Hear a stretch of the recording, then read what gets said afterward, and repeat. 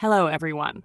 Today, Japan is once again heading into a general election. Prime Minister Sanae Takaichi has dissolved the House of Representatives, and with that single decision, Japanese politics has entered a new phase. This election is not just about seats in parliament. It's about whether the Japanese public is willing to endorse a new political direction, a new tone, and a new level of clarity in Japan's domestic and foreign policy. For many viewers outside Japan, this moment may feel sudden, but in reality, it has been building for months. Since taking office, Prime Minister Takaichi has moved quickly. On security, she has spoken openly about Taiwan and regional contingencies. On economic policy, she has emphasized both proactive fiscal measures and structural reform. On energy, defense, and intelligence, she has signaled a stronger, more centralized state role. These moves have been closely watched abroad. Some see them as signs that Japan is stepping into a more assertive leadership role. Others worry about escalation, rigidity, or political overreach. By dissolving parliament now, Takaichi has effectively said, "Let the voters decide." This election is not simply about whether the Liberal Democratic Party can retain power. It is a referendum on the Takaichi approach itself. To understand what's at stake, we need to look at three layers at the same time: public sentiment inside Japan, power dynamics within the ruling party, and how Japan's choices are being interpreted internationally. Let's start with the domestic picture. Japanese voters are divided, but not in a simple left versus right way. Supporters of the current government tend to emphasize stability, clarity, and realism. They argue that Japan can no longer afford ambiguity, whether on security, energy, or economic competitiveness. For them, Takaichi represents decisiveness in an uncertain world. Skeptics, on the other hand, are not necessarily opposed to stronger security or reform. Their concern is pace and risk. They ask whether Japan is moving too fast, whether diplomatic space is shrinking, and whether everyday economic concerns are being overshadowed by grand strategy. This tension is central to the election. Inflation, wages, and cost of living remain top priorities for voters. While Japan's economy has shown resilience, households still feel pressure from energy prices and global volatility. The question many voters are asking is simple: will this new political direction actually improve daily life? That's where messaging becomes critical. If voters see national strategy as disconnected from their own financial reality, support may weaken. If they see it as protective, securing jobs, stabilizing prices, and ensuring long-term growth, support may solidify. Inside the Liberal Democratic Party itself, the stakes are equally high. Prime Minister Takaichi does not command universal loyalty across all party factions.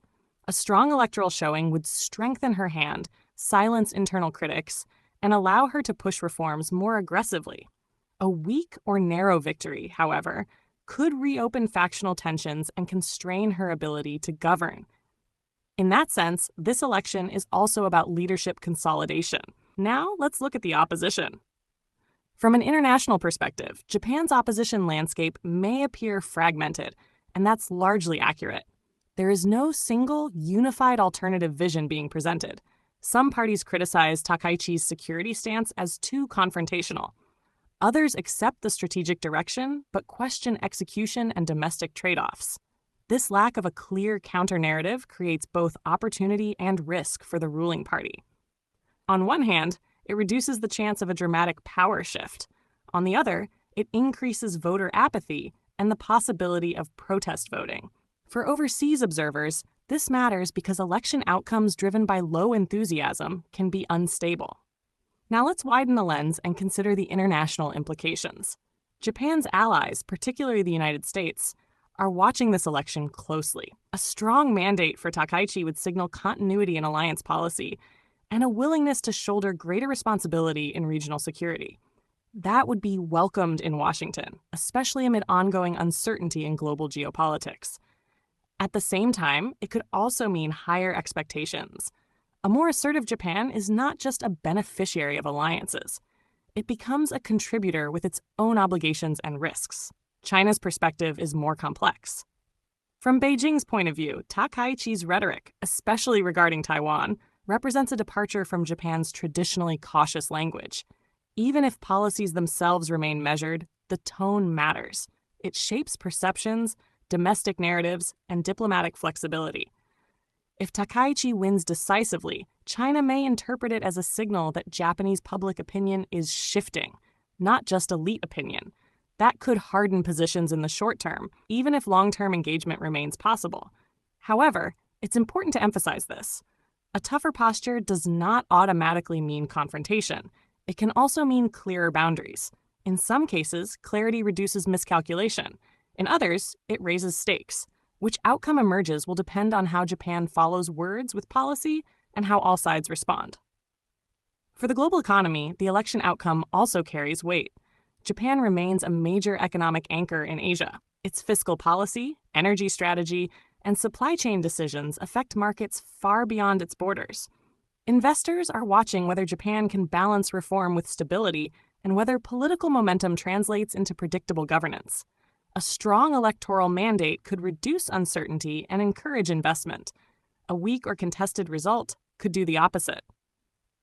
So can Prime Minister Takaichi win public support and deliver victory for her party? The answer depends on one key factor: trust. Not just trust in policies, but trust in judgment.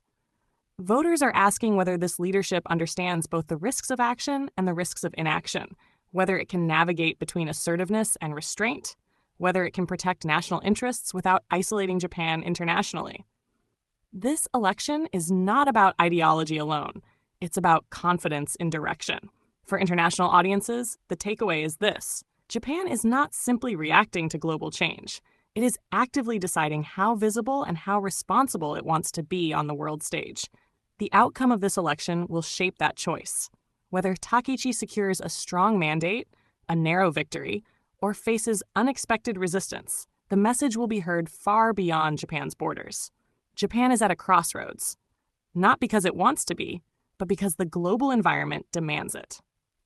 Thank you for watching. If you found this analysis useful, feel free to like, subscribe, and share your thoughts in the comments. I'll see you in the next video.